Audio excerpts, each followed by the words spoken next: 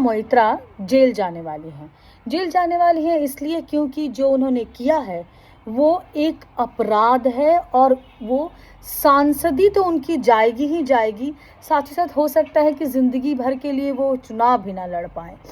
और अपराध जो सिद्ध करने की प्रक्रिया होती है, मुझे लगता है कि वो भी बड़ी तेज़ी से आगे बढ़ रही है। जिस तरह से दर्शन हीरानंदानी का एफ़िडेविट सामने आया है, जो खुलासे हुए हैं, उसको पढ़ के तो किसी का भी दिमाग चकरा जाए। चकरा इसलिए जाए क्योंकि जो संसद में आके फांसीवादी मोदी सरकार, अदानी और मोदी और अदानी के रिश्ते को उजागर करने का क्लेम करते थे, वो सांसद एक्चुअली वैसे हैं कि पैसे लेके देश को बेचने के लिए तैयार हैं।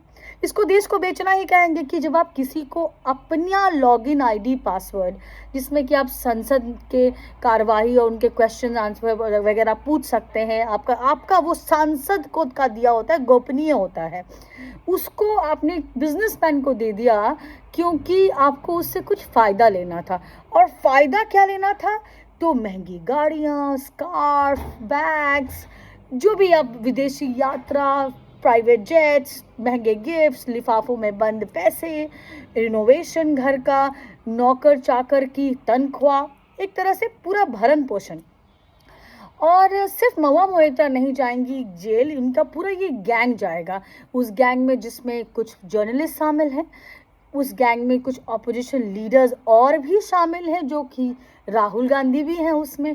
तो ये सारा जो चक्र है वो पूरा अभी एथिक्स कमेटी के पास पहुंच गया है, ये पूरा एफिडेविट पहुंच गया है। और अभी खबर आई है कि महुआ मोइत्रा के वकील ने भी इस केस से अपना नाम वापस ले लिया है। अब नाम क्यों वापस लिया? क्योंकि जब वकील को पता चला कि ये केस कितना ओपन एंड शट केस है और इसमें उनके जो क्लाइंट हैं जो महुआ मोइत्रा, उनकी हार निश्चित है। तो कोई भी वकील जो होता है वो ऐसे केसेस नहीं लेना चाहता है जहाँ पे उसकी हार निश्चित हो। तो अभी उसकी सुनवाई तो टल गई है, लेकिन जब भी सुनवाई होगी तो महुआ मोइत्रा की कोई भी सुनवाई करने के लिए वो काबिल नहीं रहेंगी। तो जिस तरह से मोटर माउथ वो थी, जिस तरह की बदतमीज़ी वो करती थी, जिस तरह से हर एक इंसान को गोमूत्र पीने वाला और संघी कह के बुलाती थी, जो भी राष्ट्रवादी होता था, उनको अब पता चलेगा कि राष्ट्रवादी क्या होता है। क्योंकि राष्ट्रवादी जनता आज है जो महुआ मोइत्रा को गंदी भद्दी तरीके से ट्रोल कर रहा है। अब एक महिला होने के नाते ये देख के मुझे अच्छा तो नहीं लगता, लेकिन साथ ही साथ ये भी समझ में आता है कि महिला के नाम का कार्ड यहाँ नहीं खेल सकते, क्योंकि एक महिला तो हमारे यहाँ सीता भी थी और दूसरी हमारे यहाँ महिला मंथरा भी थी, हमारे यहाँ राक्षसी भी महिला हुआ करती थी। तो इसमें से तो आपको पता ही है कि ये कौन सी कैटेगरी वाली महिला है।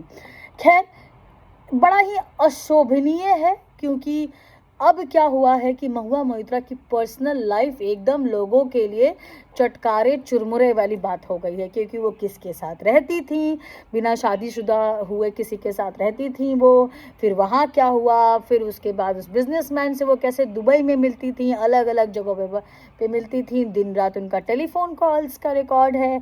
और किस तरह से, सबसे शर्मनाक बात ये है कि किस तरह से उन्होंने एक देश को बेचने की बात सोची की।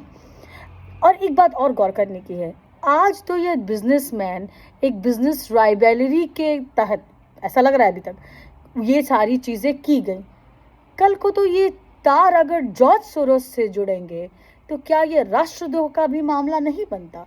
क्योंकि ये पैसे किसी के तो आ रहे हैं। क्यों इतने सारे लोग सिर्फ मोदी जी को उनके चरित्र पे दाग लगाने के लिए एक पूरे अंबानी के जो बिजनेसमैन हैं, जिन्होंने भारत के लिए कई ऐसी चीज़ें, ऐसे प्रोजेक्ट्स जीते हैं जो कि शायद चाइना के पास चला जाता, स्ट्रेटेजिक तरीके से काफ़ी इम्पॉर्टेंट था वो सब कुछ करना, तो वो सारी चीज़ें की हैं उनको गिराने के लिए, ताकि मोदी को गिरा तो नहीं सकते, तो अदानी का रिलेशनशिप उनसे साबित करके, उनके चरित्र पे दाग लगा के, भ्रष्ट बता के, देश विरोधी बता के, अदानी अंबानी की सरकार को बता के, हम दो हमारे दो जैसे वैसे जुमले गढ़ के जनता को थोड़ा भ्रमित कर सके। चोरी पकड़ी गई है। और अंजाम भयावह होने वाला है।